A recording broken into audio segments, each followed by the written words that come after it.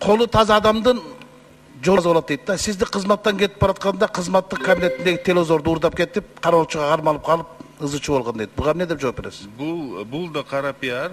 Мен бул келечекте ошол иштеп атканда полностью имараттын кабинеттин ичинде управ делами ошол имараттын ээсине дирекция по управлению имуществом да бар да, ошо тизме менен тапшырып бермен. Аны тактап бере алам.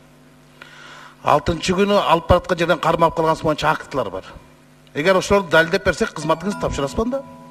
Далилдеген кыйын го. Мен могу тапшырганды мен тапшырып берген. 10 секунд кошуп берилет. Эгер ошол факты чын болуп, телевизорду көргөзбөй сурап баратканыңызды далилдеп берсе, ошол жердеги кишилер, иштеген кишилерчи. Далилдеп берсин. Сиз кызматыңызды тапшырасызбы анда? Туура. Сөзүңүзгө туруңуз, рахмат.